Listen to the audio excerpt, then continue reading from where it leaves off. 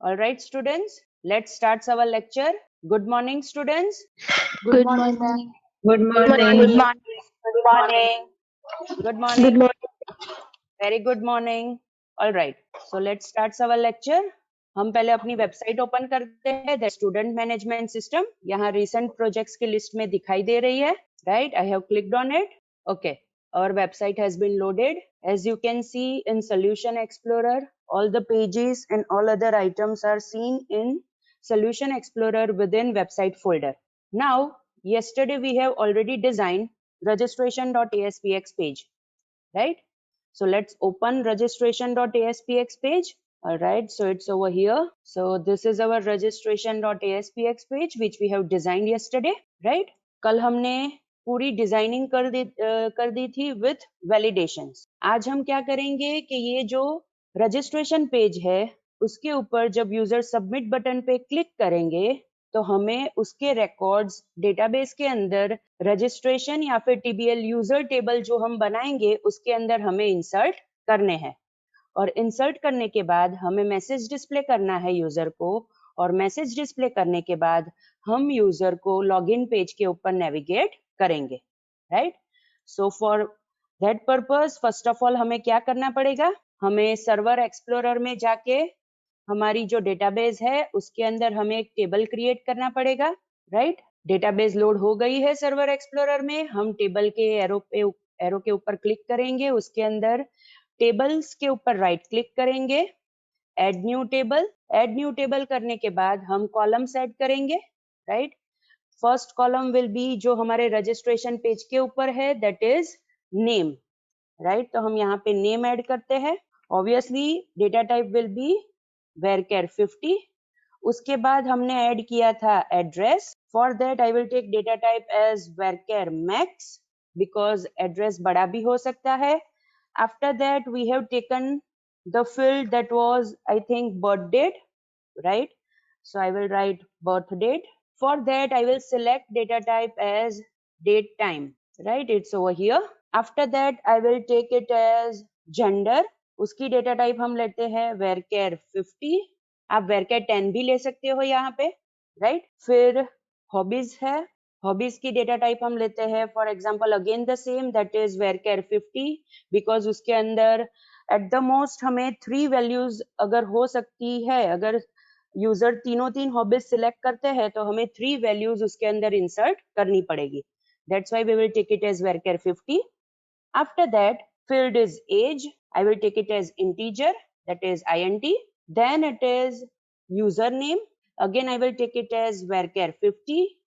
After that it is password. Again I will take it as varchar 50. Confirm password. I will take it as varchar 50. After that it was email. Again it is varchar 50. After that it is user type. I will take it as varchar 50. And I think last field was mobile number, right? Mobile number को आप varchar 10 भी ले सकते हो या फिर आप numeric भी ले सकते हो, बिकॉज न्यूमेरिक के अंदर अगर आप यहाँ पे देखोगे तो हमें 18 डिजिट्स तक वो अलाउ करेगा, तो हमारी 10 डिजिट का मोबाइल नंबर तो आ जाएगा. So there are two options. Either you can use varchar 10 or you can also use numeric data type. Right now I am using numeric. Okay. So कितनी fields हुई? 1, 2, 3, 4, 5, 6, 7, 8, 9, 10, 11, 12. हमारे registration page के ऊपर कितनी है? 3, 4, 5, 6, 7, 8, 9, 10, 11, 12. Okay. Means we have added all the fields within our table. अब हम table को सेव करते हैं. I will give the name as TBL users, right? I have given the name of the table as TBL users. And after that, I am clicking on OK button, right? मैंने table create कर दिया है, उसके अंदर मैंने fields भी add कर दी है. अब मैं टेबल को अभी क्लोज करती हूँ, right? Now what we need to do? हमारे पास टेबल है, डिजाइन किया हुआ पेज है. अब मुझे इसके ऊपर कोड लिखना पड़ेगा ताकि हम ये डेटाबेस के अंदर इंसर्ट कर पाए, right? So for that purpose, right click, view code, code open हुआ. Now what? अब हमें क्या करना पड़ेगा? पहली चीज तो ये है कि हमें नेम स्पेसेस इंपोर्ट करनी पड़ेगी ताकि हम वो क्लासेस यूज कर पाए जिसकी हेल्प से हम टेबल के अंदर रिकॉर्ड्स इंसर्ट कर पाएंगे. So for that, we have already seen we need to import 3 namespaces. That is imports system.data.sql client, as our database is within SQL Server. After that, imports system.data for dataset, and by the end imports system.web.configuration, as we want to fetch connection string from web.config file. आपको याद हो तो हमने connection string web.config file के अंदर save की हुई है, that is over here. See, alright students, so यहाँ पे हमने web.config file के अंदर हमने connection string सेव की हुई है, right? और उसका नेम हमने दिया था con. So हम सेम कनेक्शन स्ट्रिंग यहाँ पे रजिस्ट्रेशन पेज के ऊपर फैच करेंगे कनेक्शन ऑब्जेक्ट के अंदर. So over here, that is after inherits keyword, उसके बाद जो ब्लैंक लाइन है वहां पे मैं कनेक्शन का ऑब्जेक्ट क्रिएट करूंगी, that is dim con as new SQL connection, right? उसके अंदर हम लिखेंगे web configuration manager dot connection strings. Within parenthesis double quotation I will write con dot connection string, right? ये हमने पहले भी स्टेटमेंट यूज किया हुआ है, right? इसका मीनिंग क्या हुआ, हमने SQL कनेक्शन क्लास का con ऑब्जेक्ट क्रिएट किया और ऑब्जेक्ट क्रिएशन टाइम के अंदर हमने जब कनेक्शन स्ट्रिंग देनी थी तो हमने वो कनेक्शन स्ट्रिंग कहाँ से दी, दैट इज web.config फाइल के अंदर से हमने फैच की, दैट इज con, और उसके लिए हमने क्लास का यूज किया, that is web configuration manager, जो कौन सी नेम स्पेस के अंदर है, that is system.web.configuration name space के अंदर है. उसके अंदर कनेक्शन स्ट्रिंग्स नाम का कलेक्शन है, वो कलेक्शन का यूज करके मैंने con जो कनेक्शन स्ट्रिंग यहाँ पे web.config फाइल के अंदर है वो मैंने फैच की और उसके बाद उसको कन्वर्ट किया कनेक्शन स्ट्रिंग के अंदर. मीन्स अब मेरे पास con नाम का कनेक्शन का ऑब्जेक्ट है. अब मुझे क्या करना है, ऑब्वियसली सबमिट बटन की क्लिक इवेंट पे मुझे इंसर्ट क्वेरी लिखनी पड़ेगी. फॉर दैट हमने एक इफ कंडीशन तो लिखी हुई है कि अगर हमारे पेज के ऊपर सारे वैलिडेशंस परफेक्टली एग्जीक्यूट होते हैं तो ही हमें यूजर को ये रजिस्ट्रेशन सक्सेसफुल का मैसेज देना है. तो ऑब्वियसली ये दोनों चीज हमें नीचे शिफ्ट करनी पड़ेगी, that is right this way, और यहाँ पे हमें वो इंसर्ट का पूरा कोड लिखना पड़ेगा, राइट? सो पहले हम कमांड ऑब्जेक्ट क्रिएट करेंगे, that is dim cmd as new SQL command, right? उसके अंदर हम इंसर्ट क्वेरी लिखेंगे और उसके साथ साथ हम कनेक्शन का ऑब्जेक्ट पास करेंगे. So first parameter will be our insert query and second parameter will be the object of connection class. So यहाँ पे मैं लिखती हूँ insert into TBL users values. Okay. अब मुझे values के अंदर parameters देने हैं, लेकिन ये parameters कौन से sequence में होने चाहिए, वही sequence में होने चाहिए जैसे टेबल के अंदर fields है. तो मैंने क्या किया, सर्वर एक्सप्लोरर में टेबल ओपन करके रखा है और वहां से मैं fields देखूंगी और यहाँ पे मैं parameters दे सकती हूँ. So I will write first parameter as @name.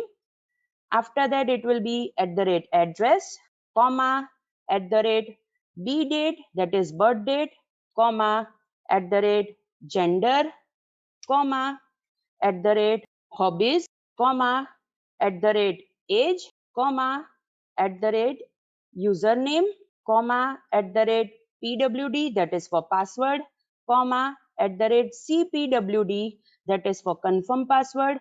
After that again comma, @email, comma, @user type, and by the end comma, sorry, user type. After that @mobile number, right? So हमने ये जो fields जो sequence में यहाँ पे parameters add किए हैं वो वही sequence में है जो यहाँ पे टेबल के अंदर fields है.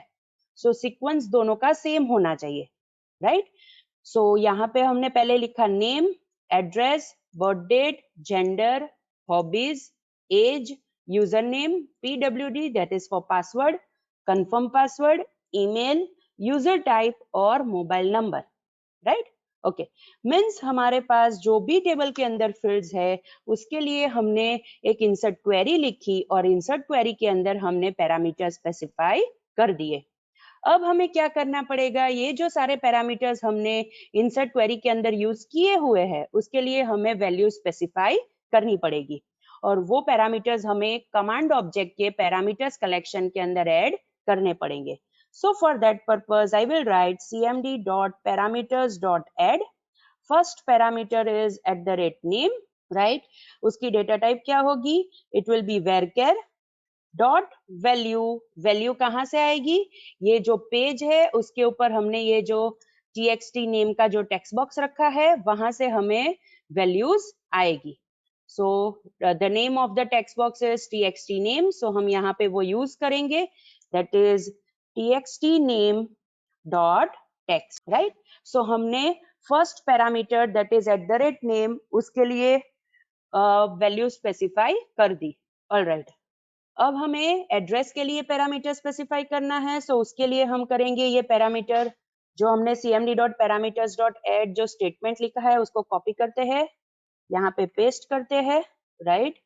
फिर @name की जगह पे I will replace it as @address, right? That is our second parameter. उसकी data type भी varchar ही होगी and the text box name will be txt address, right? So हमने second parameter भी यहाँ पे specify कर दिया। Now the third parameter.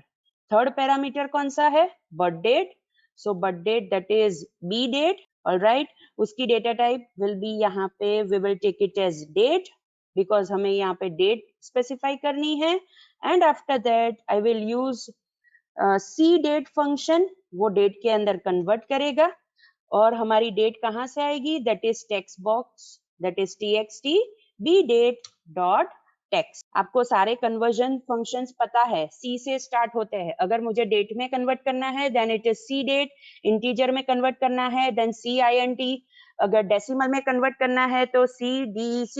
ये सारे जो कन्वर्जन फंक्शंस है आपने ऑलरेडी VB.NET में पढ़े हुए हैं।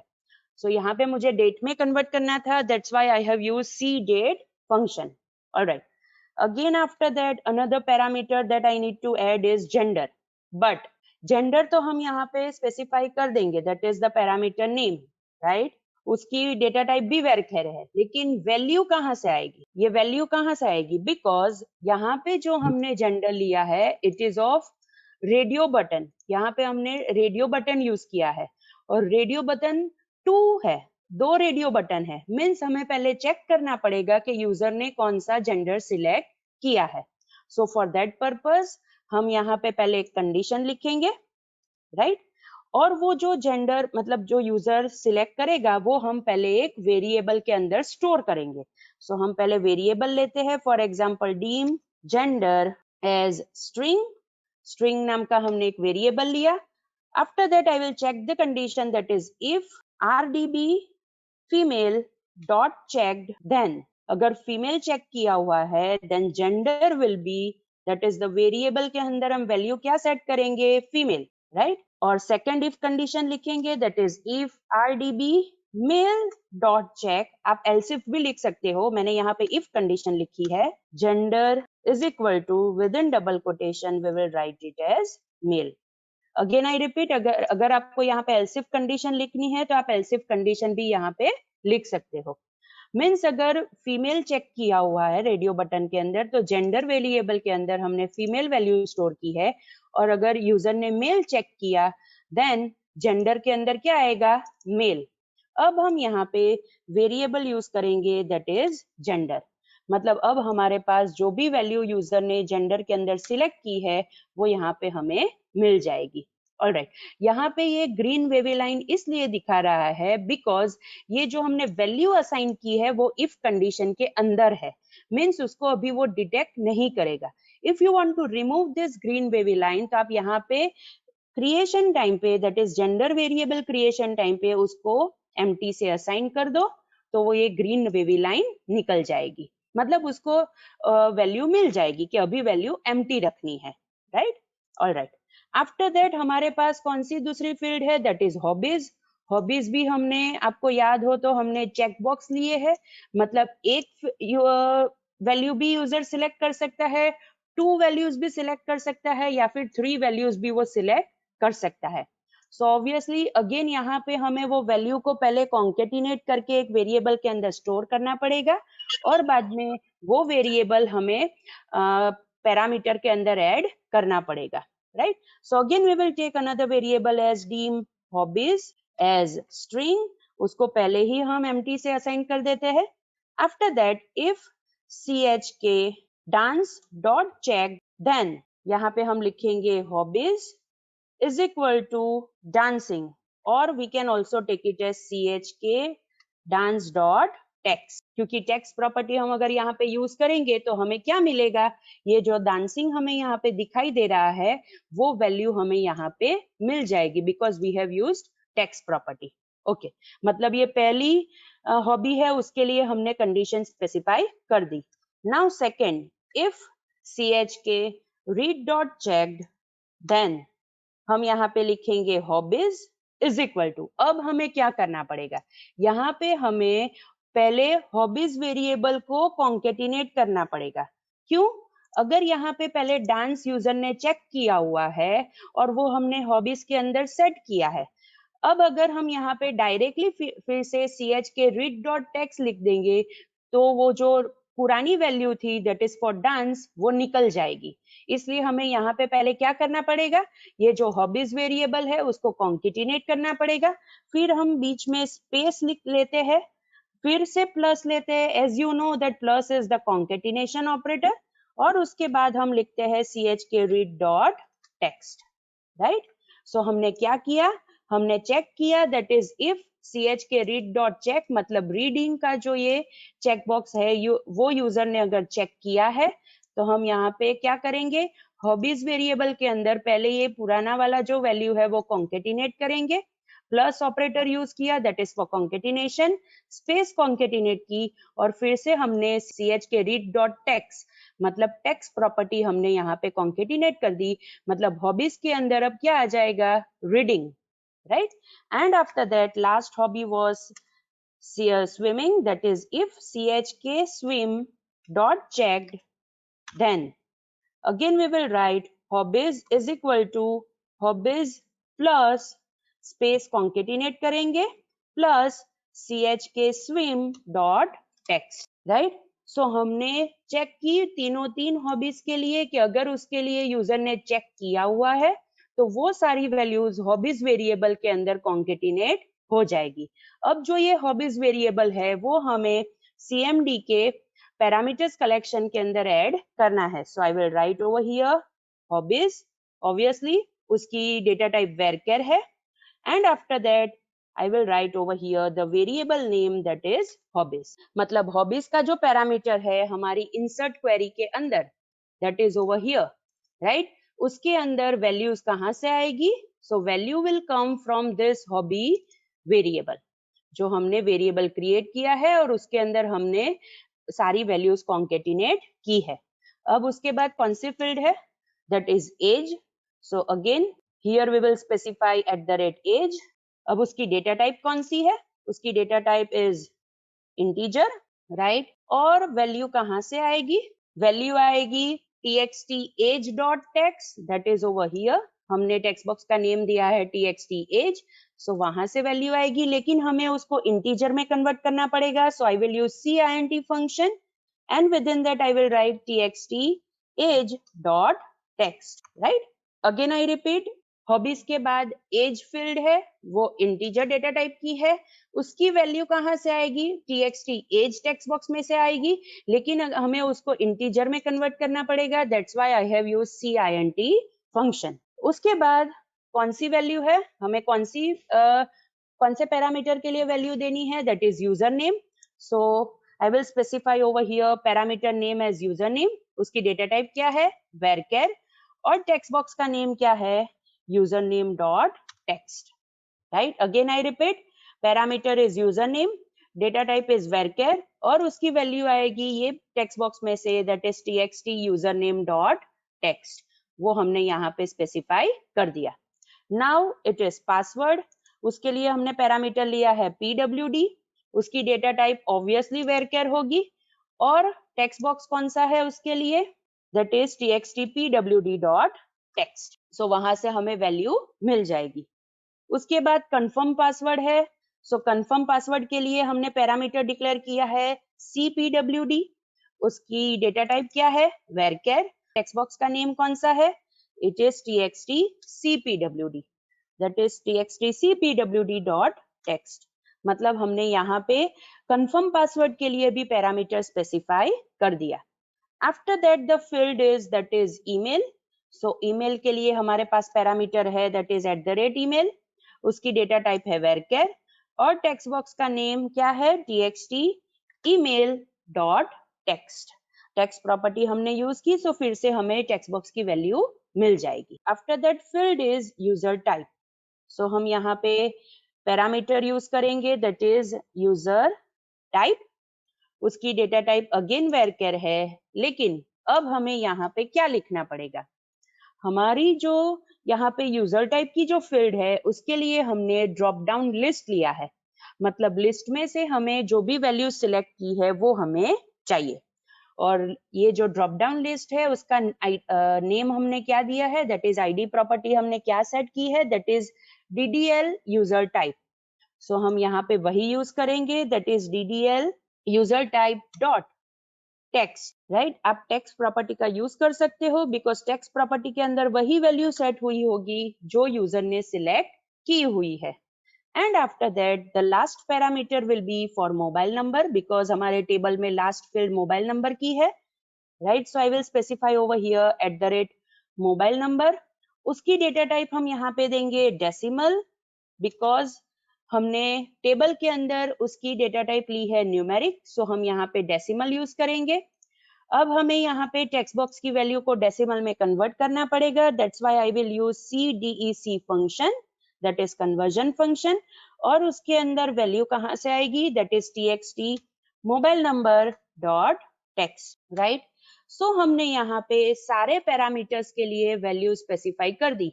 हमारी 12 फील्ड्स है टेबल के अंदर, तो हमने कितने स्टेटमेंट्स लिखे हुए होने चाहिए, 12 स्टेटमेंट्स, दैट इज नेम 1 2 3 4 5 6 7 8 9 10 11 12।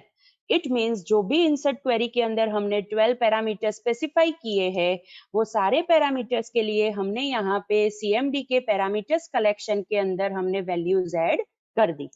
अब हमें क्या करना है, हमारे पास क्वेरी है, क्वेरी के अंदर जो पैरामीटर्स थे उसकी वैल्यू है। अब हमें कनेक्शन को ओपन करना पड़ेगा, क्वेरी एग्जीक्यूट करनी पड़ेगी और कनेक्शन को क्लोज करना पड़ेगा। राइट, सो उसके लिए हम क्या करेंगे, यहाँ पे हम लिखेंगे, पहले तो हम एक वेरिएबल डिक्लेयर करते हैं बिकॉज हमें ये पता करना है कि इंसर्ट क्वेरी परफेक्टली एग्जीक्यूट हुई है कि नहीं है, और वो वैल्यू हमें कहाँ से मिलेगी, एग्जीक्यूट नॉन क्वेरी वो वैल्यू रिटर्न करेगा। So what I will do, I will write over here dim, let's take it as q as integer, right? By default हम उसको 0 से इनिशियलाइज कर देते हैं। After that con dot open, connection को हमने ओपन किया, q is equal to cmd dot execute non query, और उसके बाद I will write con dot close, हमने कनेक्शन क्लोज कर दिया। अगेन आई रिपीट, मैंने कनेक्शन ओपन किया, cmd dot execute non query method fire की, वो जो वैल्यू रिटर्न करेगी, ये मेथड जो वैल्यू रिटर्न करेगी वो हमने कहाँ पे इनिशियलाइज कर दिया, क्यू वेरिएबल के अंदर हमने इनिशियलाइज कर दिया, और उसके बाद हमने कनेक्शन क्लोज कर दिया। अब मुझे ये वेरिएबल की वैल्यू चेक करनी पड़ेगी कि वेदर उसकी value greater than equal to 1 है कि नहीं है। राइट, सो हम यहाँ पे लिखेंगे if q is equal to q is greater than equal to 0, then अगर q greater than equal to 0 है तो हमें यूजर को मैसेज देना है दैट इज रजिस्ट्रेशन सक्सेसफुल, और उसके बाद यूजर को हमें लॉगिन पेज के ऊपर रीडायरेक्ट करना है। लेकिन अगर q की value greater than equal to 0 नहीं है तो एल्स में हम क्या लिखेंगे, मैसेज बॉक्स, उसके अंदर हम लिखेंगे for example registration is not successful. Right, उसके बाद ऑलराइट, सो हम यहाँ पे पैरेंथेसिस क्लोज कर देते हैं। राइट, सो हमने यहाँ पे क्या किया, हमने यहाँ पे चेक किया कि if q is greater than equal to 0, मतलब अगर उसकी value greater than equal to 0 है, इट मीन्स कि हमारी क्वेरी परफेक्टली एग्जीक्यूट हुई है। तो हमें यूजर को मैसेज देना है दैट इज रजिस्ट्रेशन सक्सेसफुल, और यूजर को लॉगिन पेज के ऊपर रिडायरेक्ट कर देना है। लेकिन अगर q की वैल्यू ग्रेटर देन 0 आएगा, इक्वल टू 0 नहीं आएगा, सॉरी, अगर q की वैल्यू ग्रेटर देन 0 नहीं है तो हमें यूजर को मैसेज देना है registration is not successful. Again I repeat, यहाँ पे मेरी मिस्टेक थी, q ग्रेटर देन 0 आएगा। अगर आप 1 वैल्यू यहाँ पे यूज करते हो तो आप यहाँ पे q greater than equal to 1 use कर सकते हो, राइट? ओके, सो हमने यहाँ पे ये सारी चीजें लिख दी है। यहाँ पे आई थिंक मैंने एक एंडिफ कम लिखा है, so I will add 1 एंडिफ, right? सो अब यहाँ से ये एरर निकल गई।